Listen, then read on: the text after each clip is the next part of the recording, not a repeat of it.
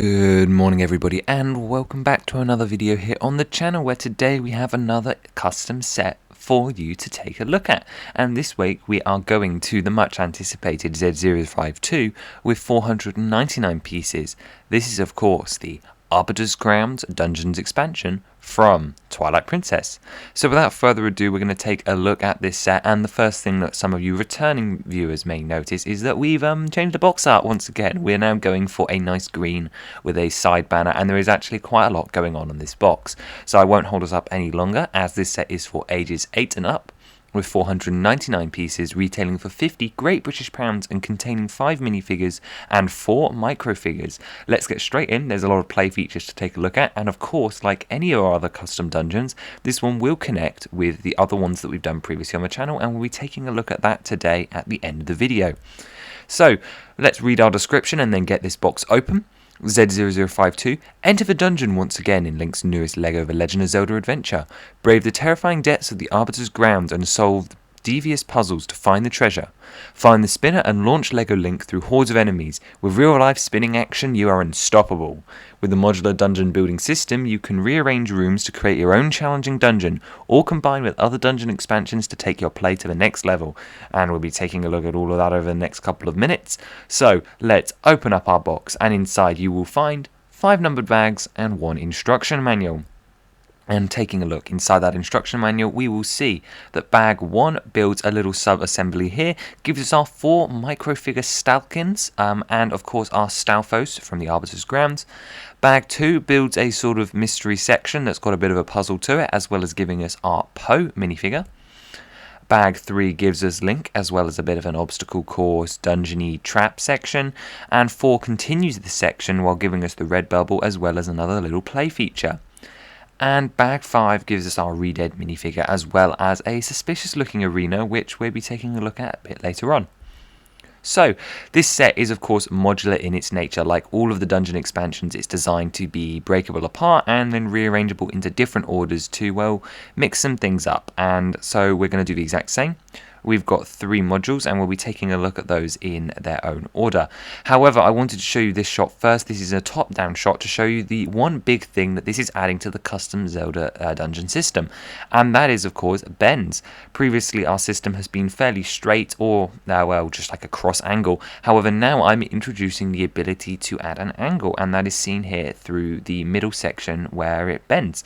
But we'll get to that in just a minute. We have 4 sections to take a look at, and we are going to start, of course, with the big door, which is supposed to be representative of the big door in the Arbiter's Grounds where the Poes steal the torches and then you have to go and get the lights back. In this case, you can actually see the trans blue flame pieces representing those 4 flames at a much smaller scale, as well as the very large door with some recolors of the spear piece in dark tan, as well as a load of decorative symbols supposed to represent exactly what you see on the door in game.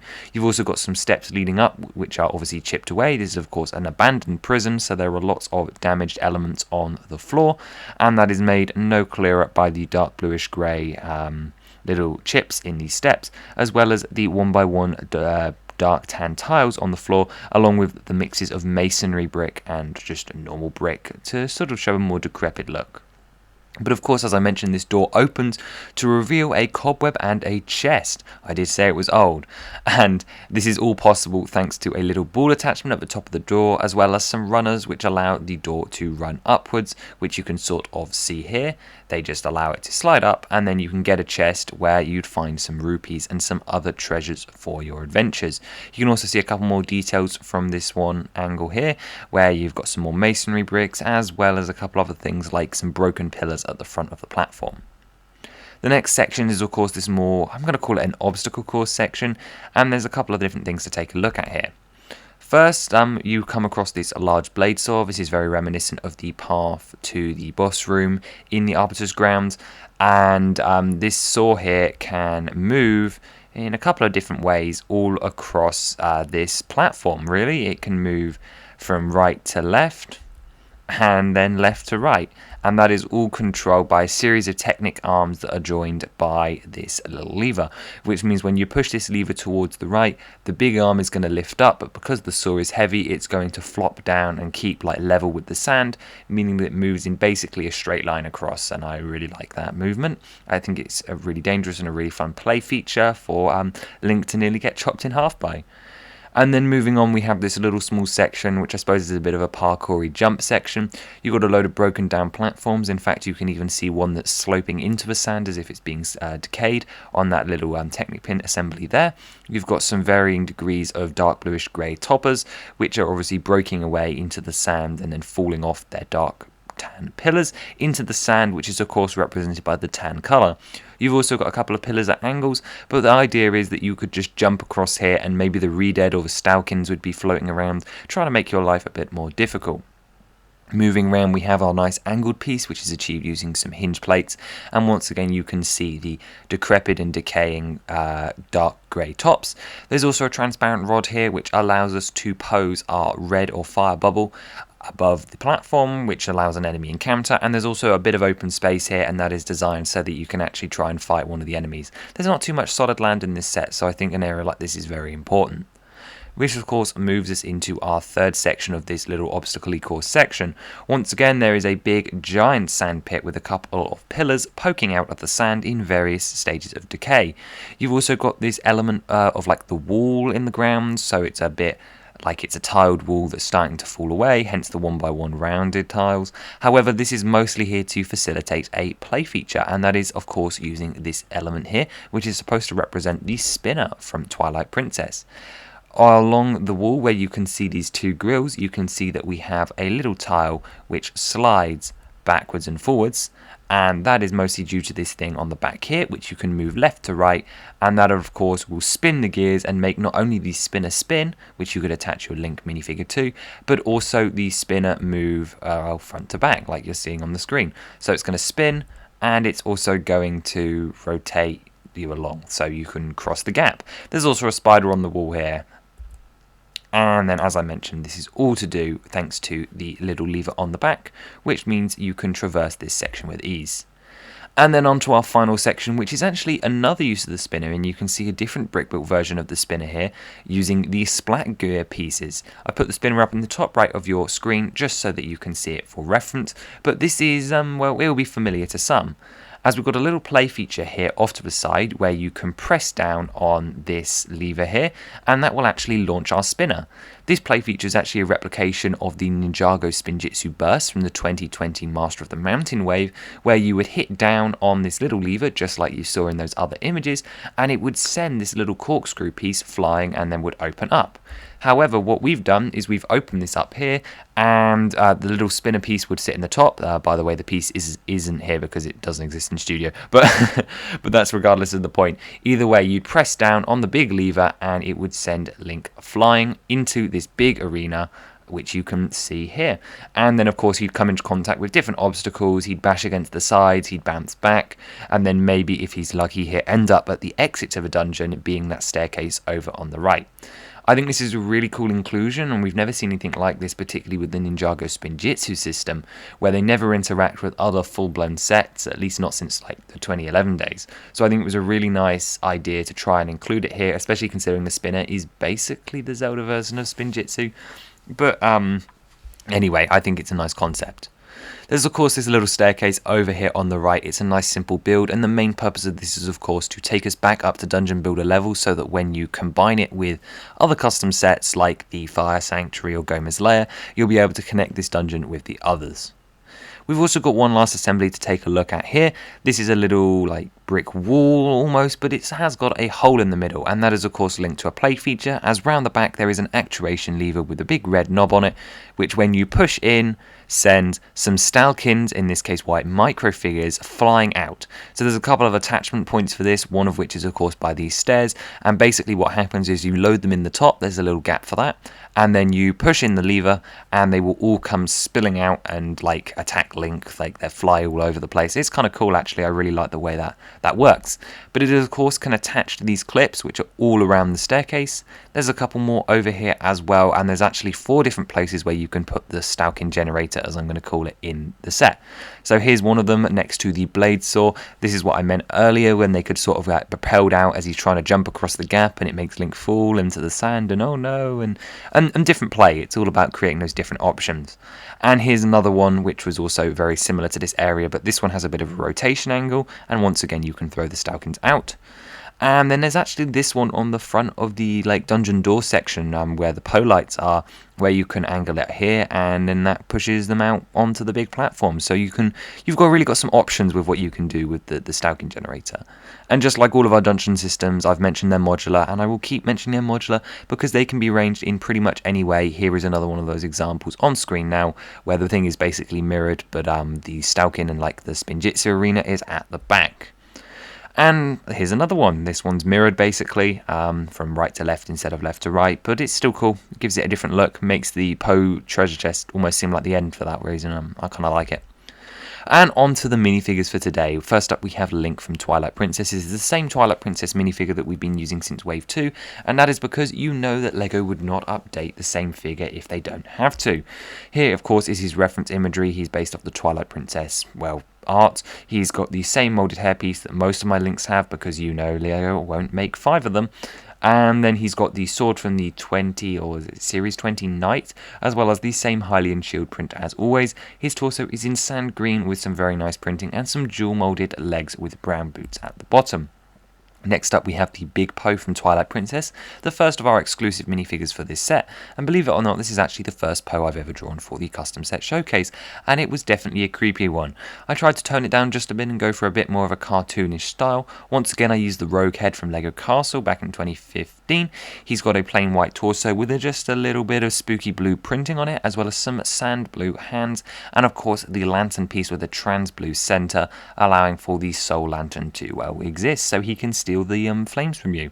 He also is using the dress piece in white with once again some blue staining to represent that sort of colouring on him, and I think it turned out okay. I would have liked to do some things differently, but I was fed up with drawing skull necklaces, and I think this works reasonably well.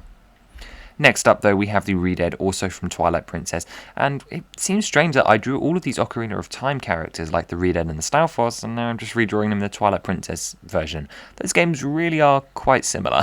But anyway, this is the Redead version, and of course he is carrying his very large sword, using a lightsaber hilt as well as a blade piece in dark gunmetal grey, and then he has some very detailed printing all across his body. His tan legs are covered in, well, the bandage print, and has his toes visible because for some reason his feet are not wrapped up.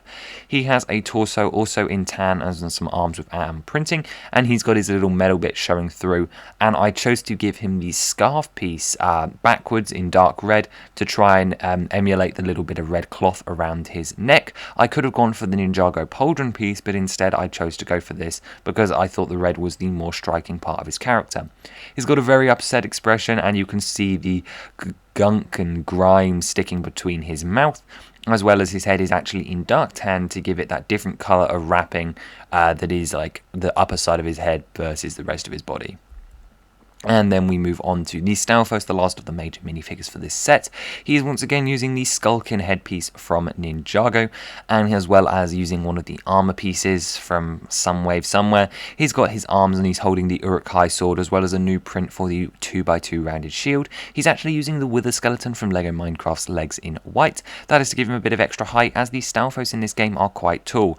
I could have chosen to mould a new piece for his head, however I thought the bony implement was a bit of a obscure thing, therefore I chose to stick with the existing headpiece. And then we come to the fire bubble. And the fire bubble is of course a recolor of the cursed bubble from the Shadow Temple custom set. However, I still think it works, and while it doesn't look exactly like the Twilight Princess version, I think it's better to have them be consistent to the Ocarina of Time ones and still include it here, because fire bubbles were indeed present in the Arbiter's grounds. So we're using the same face print but with some red eyes on the Skulkin head from Ninjago, as well as the same back attachment piece, leading to some nice transparent red wings, which look awesome and create a really nice effect for the bubble. And then we have our final figure, which is actually a micro figure, of which you get 4 of in the set. And this is, of course, the Stalkin, a small and massable enemy which like to mass overlink and then attack him, and they stab him and stuff. And of course, micro figures can't hold anything, and they are notoriously under detailed. So basically, you've just got some simple ribcage printing on a micro figure, as well as a big open mouth and some jawbones to try and make him look a bit more like a skeleton. And to be honest, for micro figure standards, I think he looks pretty good, and I'm really happy with the fact that you can launch them at Link, and I think that's a really cool play feature. But that is actually all of the minifigures for today, and I just wanted to share this shot with you of all of the guys from this set sort of ganging up on Link. You've got the Poe flying in on the right, as well as the Bubble coming to add a fire effect. The Stalkins are trying to overwhelm Link while the Redead keeps him frozen in place, and the Stalfos is waiting patiently on the far side of the screen. But as I mentioned earlier, a lot of these figures are actually just Ocarina of Time figures, but edgier, I guess is the word, because Ocarina of Time and Twilight Princess are very similar. So here I have mirrored them for you. I drew a new version of the Ocarina of Time Link to make them match, and you can see that these games are ridiculously similar. I'm not the only one seeing this, right? Either way, I think this is a really cool comparison, and I'm glad to have these figures here. And once again, just like the Shadow Temple, they were really fun to draw. And here is, of course, all of the dungeon expansion sets together. Just like I promised, we've been doing this for a long time, and the idea is that each of these modular sections across all the dungeons can be rearranged to create a bigger and sprawling puzzle. We're now up to 5 official dungeon builder sets. We have the Fire Sanctuary from Wave 1, as well as Goma's Lair, the Shadow Temple from Wave 2, the Builder Shrine Dungeon Builder from Wave 3, and now the Arbiter's Grounds dungeon expansion, which I should have mentioned is a fan choice suggestion from Jackson Lambert once again, and it looks lovely in the green dot box art. I'm really pleased with how it fits. But of course, you don't care about the boxes, you care about the layout, and I apologise for the bad quality. This image has got so large that it's genuinely not worth my time rendering it for such little detail. But you can see all the different rooms from the different custom sets all sprawled out across the build. You've got the Shadow Temple big section in the middle, which spins and you can move things. You've got Goma's Lair at the back, as well as the Tower of the Gods, the unofficial dungeon expansion set. And then you've got the Shadow Temple, the Fire Sanctuary, and I hope you can spot the Arbiter's Ground sections, but just in case it was a bit more difficult, here's a closer look. So entering the dungeon from the Fire Sanctuary entranceway, you move through the Goma's Nest segment, try the Dead Hand Drop, and then into the Arbiter's Grounds little puzzle section. I chose to keep this and the spinner puzzles together, which then brings you to the Eye of Truth wall, and then into the little section for the Magmar main from the Fire Sanctuary. So overall, I think it fits really well and adds as a nice expansion to our dungeon builder. And that is actually going to do it for today for Z0052, the Arbiter's Ground dungeon expansion. To be honest, it's a lot of fun. I think the characters really bring this one to life, and the new colour palette for just is different as far as dungeons go. It's got a lot of playability, and I think that's where it really shines as a unique dungeon. It's really funny to me how the unique dungeons are always the ones with the best play features, and they're the ones that make the best dungeon expansion Lego sets. So I think it came out really good. But you've got to let me know what you thought of this set. Was it worth the wait, or did it let you down? There's some really interesting play features here, so I would also very much love to see what you think about the spinner play features in particular. I really do love the inclusion of the spin jitsu stuff, but of course that will come down to whether you guys agree with me or whether I've finally gone insane. But we've also got this lovely new box art that I would love some feedback on. I think I'll be continuing this one into Wave 4. And that is, of course, bring us on to next week, where I will not be using that box art. So once again, this will be 2 weeks from now. We're still trying to fill out my last predictions for the LEGO Zelda future, so we'll be back on our regular custom sets very soon. However, in the meantime, I hope you enjoy waiting for Z053. Guesses down below, as always, although I'm pretty sure you'll never guess what I'm up to. Bearing in mind this is in 2 weeks' time, that should give you some clues of what's going to happen. Either way, I hope you enjoyed today's video. Don't forget to leave me a comment down below, and I'll see you next time. Bye-bye.